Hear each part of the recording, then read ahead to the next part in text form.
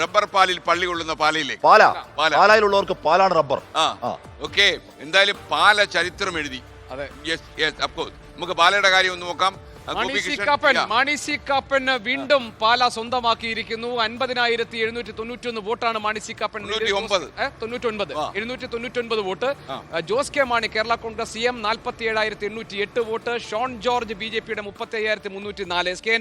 Sean ജോർജിന് ഒരു വലിയ മുന്നേറ്റ സാധ്യത പ്രവചിക്കപ്പെട്ട ഒരു മണ്ഡലം കൂടിയായിരുന്നു പാല. നമുക്കറിയാം FCRAയുമായി ബന്ധപ്പെട്ട വിവാദം ഷോണിന്റെ സാധ്യതകളെ പരിമിതപ്പെടുത്തി എന്ന് വേണമെങ്കിൽ പറയാം. പൂഞ്ഞാറിൽ PC ജോർജും പാലായിൽ മകൻ ഷോണും രണ്ടുപേരും അപ്പനും മോനും ജയിക്കും എന്നൊക്കെയുള്ള ഒരു അവകാശവാദം നിയമസഭയിൽ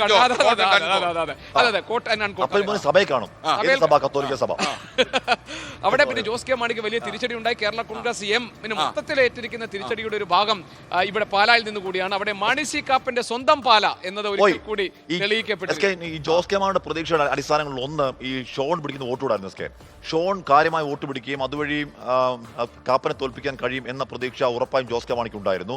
FCRA വന്നതോടുകൂടി ആടാപാടലം ആ പ്രതീക്ഷകൾ തെറ്റുകയും ആ വോട്ട് എന്ന് പറഞ്ഞാൽ ആ വോട്ട് UDF പോയ വോട്ടാണ്. അത് ഇവിടെ മാത്രമല്ല, നമ്മൾ ക്രൈസ്തവ ഭൂരിപക്ഷ മേഖലയുള്ള മണ്ഡലങ്ങൾ മൊത്തം നോക്കിയാൽ FCRക്ക് ശേഷമുള്ള വോട്ടുകൾ പോയത് LDFിലേക്കാണ് UDFിലേക്കാണ്. അത് കാപ്പൻ ചേട്ടൻ പ്രയോജനപ്പെട്ടു. അതോടുകൂടി ജോസ് കെ മാണിയുടെ 2 വാടി. ജോസ് കെ മാണി 2 മാത്രമല്ല, റോഷി അഗസ്റ്റിൻ 2 അവിടെ മത്സരിച്ച സകലമാന സ്ഥാനത്ത് റാന്നി അടക്കം കരിഞ്ഞു. ഒരു പോയിന്റ് എന്താ പറയുക, FCR ഒരു പ്രധാനപ്പെട്ട വിഷയമാണെങ്കിൽ അതിന്റെ ആനുകൂല്യം ജോസ് കെ മാണിക്ക് കൂടി അവകാശപ്പെട്ടതായിരുന്നു. പക്ഷെ അങ്ങോട്ട് പോയിട്ടില്ല, അത് UDFിലേക്ക് പോയി എന്നുള്ളതാണ്.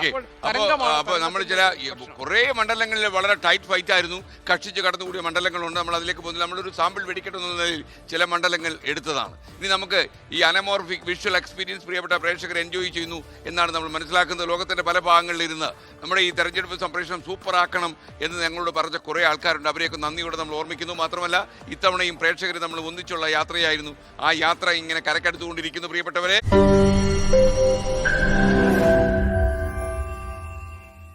ലോകത്തെവിടെയായാലും ഏത് സമയത്തും 24 വാർത്തകളും ഓഗ്മെന്റഡ് റിയാലിറ്റി പാക്കേജുകളും എക്സ്പ്ലെയിനറുകളും വിശദമായി കാണാൻ ഞങ്ങളുടെ YouTube ചാനൽ നിങ്ങൾക്ക് സബ്സ്ക്രൈബ് ചെയ്യാം.